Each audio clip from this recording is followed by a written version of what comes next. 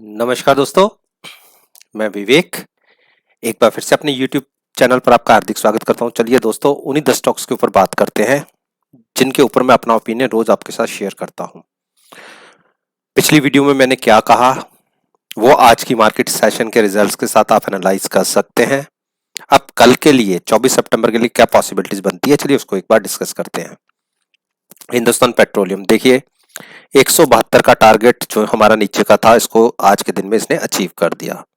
अब केवल एक नीचे का टारगेट बचता है 168। 168 अगर ब्रेक होता है, यही प्राइस क्लोजिंग बेसिस पे पिछले 2 साल का लोएस्ट होगा।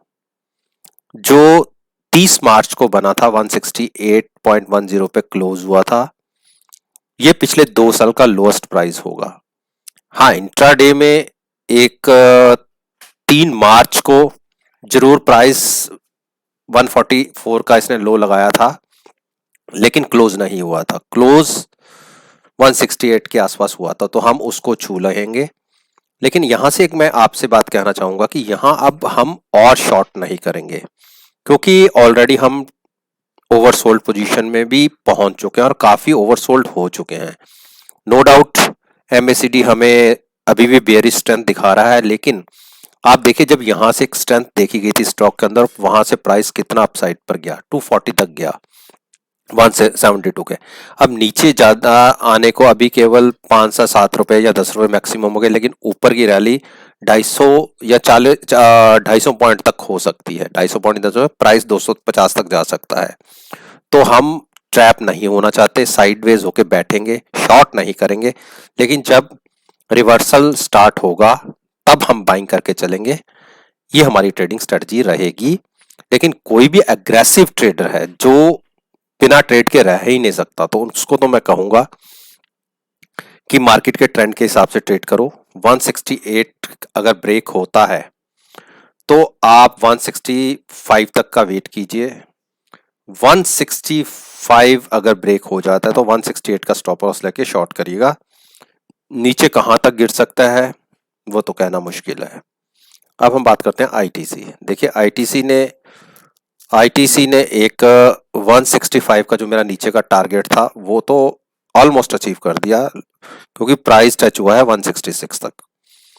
तो 1 रुपए से नीचे का मेरा जो टारगेट था वो रह गया, और ये टारगेट मैंने तब आपसे बात करे थे जब ये नीचे का डाउन ट्रेंड कंटिन्यू भी नहीं हुआ था। तो अगर आप अब यहां से एक मूव देखना चाहते हैं तो देखिए, आरएसआई 18.5 हो चुकी है, हाईली ओवरसोल्ड हो चुकी है। तो अब यहां से क्या शॉर्ट करेंगे? नीचे का 157 तक के टारगेट मैक्सिमम दिख सकते हैं। हाँ, होने को तो कुछ भी हो सकता है, क्योंकि मार्च में तो हमने 140 के भी टारगेट इसके अंदर देखे हैं, प्राइसेस देखे हैं। लेकिन मैं यहां से कम शॉर्ट नहीं बनाऊंगा, पॉजिटिव साइड पे रहना ज्यादा पसंद करूंगा। लेकिन वो तब जब मार्केट में रिवर्सल दिखेगा। ऐसे ट्रेंड में मैं पॉजिटिव साइड नहीं बैठूंगा, वेट करूंगा, चाहे मुझे प्राइस 170 या 175 पे ही बाय ना करना पड़े। लेकिन यहां 164 या 165 के आसपास जब तक ट्रेंड रिवर्सल नहीं होता, मैं बाइंग नहीं करूंगा।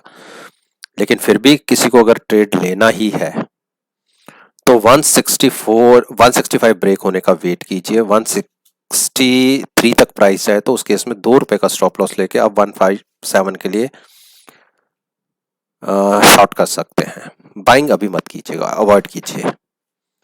हिंडाल्को हिंडाल्को ने देखिए, मेरे जो पहले के टारगेट्स थे, हिंडाल्को के टारगेट्स थे हमारे, इसमें दरअसल मैंने सेव नहीं किए थे तो इसमें आ नहीं रहे। मैं आपको दिखा देता हूं लगा के। 5-7 टारगेट्स हम लगा लेते हैं। एक टारगेट ये था, और एक और मैं मेंशन कर देता हूं, ये टारगेट 159 के आसपास तो आज हमने छू लिया। तो अब हम यहां से क्या करना चाहिए हमें क्योंकि अगर आप मार्केट के साथ देखेंगे तो कंटिन्यूस हम डाउन ट्रेंड में हैं हिंडाल्को के अंदर, क्योंकि सारा मेटल सेक्टर ही नीचे जा रहा है और इसमें भी हम ओवरसोल्ड होने वाले हैं। लेकिन अभी थोड़ी गुंजाइश बचती है। जहां क्लोजिंग आई है हमारी, अगर कल फ्लैट टू नेगेटिव ओपन होते हैं किसी भी कारण से, तो आप वेट कीजिए 157 तक का, 159 का स्टॉप लॉस लगाइए और 153 के टारगेट के लिए शॉर्ट कर सकते हैं। बाइंग हम सोचेंगे 177 के बाद। डॉक्टर रेड्डी ने अभी भी देखिए बुलिश स्ट्रेंथ कायम रखी हुई है। पूरे मार्केट के अंदर एक यही स्टॉक दिख रहा है जिसके अंदर अभी भी स्ट्रेंथ है। मैं अभी भी इसे शॉर्ट नहीं करूंगा, मैं इसको शॉर्ट करूंगा जब ये 4935 ब्रेक हो देगा। उस केस में मैं 40 रुपीज का स्टॉप लॉस लेके तब इसे शॉर्ट करूंगा। लेकिन अभी जैसी इसकी क्लोजिंग आज भी आई है, हाँ एक बेरिश साइड पे आपको क्लोजिंग दिख जरूर रही है, लेकिन अभी इसने एक ब्रेकडाउन नहीं दिया है। मैं आपको नीचे भी दिखा देता हूं, देखिए अभी भी स्ट्रेंथ बुलिश साइड पे है। आरएसआई ओवर बॉट होने की वजह से थोड़ी करेक्ट हुई है, लेकिन हम इसमें शॉर्ट नहीं करेंगे। लेकिन क्योंकि सारी मार्केट का ट्रेंड ही डाउन साइड पे है, तो इसलिए बाइंग भी नहीं करनी।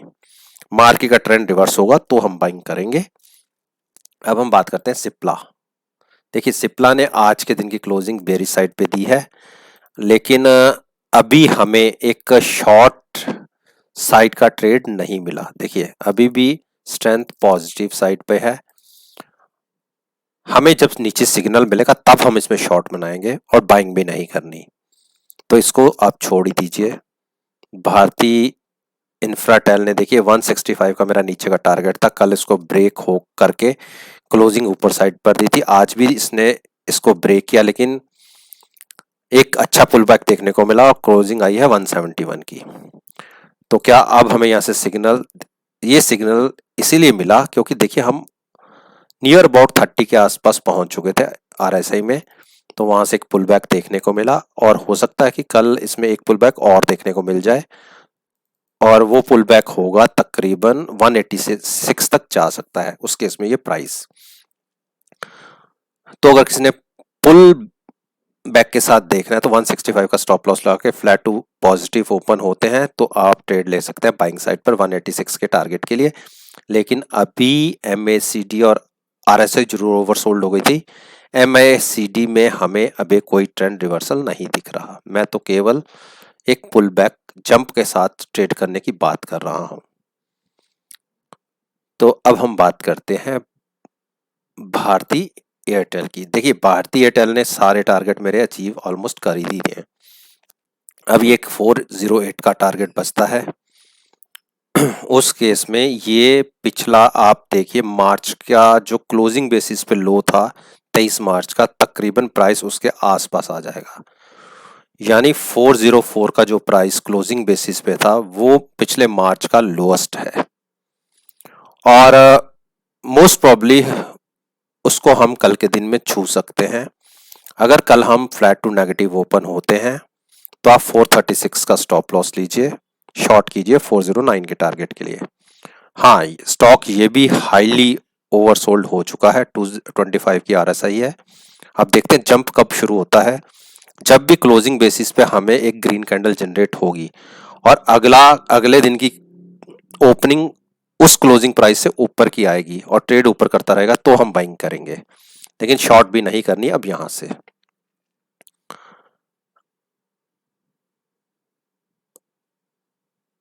अब मैं बात करता हूं बजाज फाइनेंस। बजाज फाइनेंस ने एक स्पोर्ट के ऊपर क्लोजिंग दी है। अगर हम कल इसमें नीचे की तरफ ट्रेड करना शुरू करते हैं तो आप 3020 का स्टॉप लॉस लीजिएगा, प्राइस को 3000 तक गिरने दीजिए। उस केस में आप शॉर्ट कर सकते हैं 2835 के टारगेट के लिए। लेकिन बाइंग हम सोचेंगे जब 3475 के ऊपर जाएंगे। अभी कोई बाइंग नहीं है, मार्केट का ट्रेंड बहुत वीक है। 50-100 पॉइंट का कोई पुल बैक दिख सकता है, लेकिन वो बुल ट्रैप्स होते हैं। जब तक सेंटीमेंट्स फिर से ठीक नहीं होंगे तब तक हम बाइंग नहीं करेंगे। अरविंदो फार्मा ने एक बेरिश कैंडल पिछले 4 दिन से देखिए, इसके अंदर फार्मा सेक्टर के अंदर भी सेलिंग आनी शुरू हुई है। लोग इसमें भी एग्जिट हो रहे हैं। देखिए फार्मा, अरविंदो फार्मा ने 960 का हाई लगाया हुआ है और अब प्राइस आज क्लोज हुआ है तकरीबन 752 का। 150 पॉइंट के आसपास की करेक्शन देखी जा चुकी है। अगर 738 के नीचे हम जाते हैं इंट्राडे में या उसके नीचे ट्रेड करना शुरू करते हैं तो आप शॉर्ट कर सकते हैं 710 के टारगेट के लिए, लेकिन बाइंग अवॉइड कीजिए जब तक प्राइस 815 के ऊपर क्रॉस ना हो। अंबुजा अंबुजा सीमेंट ने देखी जो मेरी नीचे की सपोर्ट थी 198 के आसपास की, उसी पर ही क्लोजिंग दी है। अगर ये सपोर्ट ब्रेक होती है कल के दिन में तो आप प्राइस को 195 तक या 194 तक जाने दीजिए। 4 रुपए का स्टॉप लॉस लेके शॉर्ट कर सकते हैं 191 के टारगेट के लिए। तो छोटा सा टारगेट होगा लेकिन काफ़ी बेरिश जोन में है और एमएसीडी ने भी हमें बेरिश क्रॉसओवर दे दिया है। आरएसआई में अभी गुंजाइश है गिरने की, तो शॉर्ट की तरफ ट्रेड बनता है, वो भी तब जब फ्लैट टू नेगेटिव ओपन हो। 15 से 20 मिनट हर प्राइस को आपने देखना है। जो भी मैंने आपसे बात करी है उसके अंदर जैसे फ्लैट टू पॉजिटिव या फ्लैट टू नेगेटिव जो कल का क्लोजिंग है उससे कम से कम नीचे या ऊपर ओपन हो और 15 से 20 मिनट तक वो प्राइस ब्रेक ना हो, तब आप पोजीशन बना सकते हैं। अदरवाइज कई बार ट्रैप्स भी होते हैं। तो दोस्तों ये वो 10 स्टॉक्स थे जिसके ऊपर मैं अपना ओपिनियन आपके साथ रोज शेयर करता हूं और कहता हूं कि मेरी इस वीडियो को आप कल के ट्रेडिंग सेशन में लाइव स्टॉक प्राइसेस के साथ कंपेयर कर सकते हैं।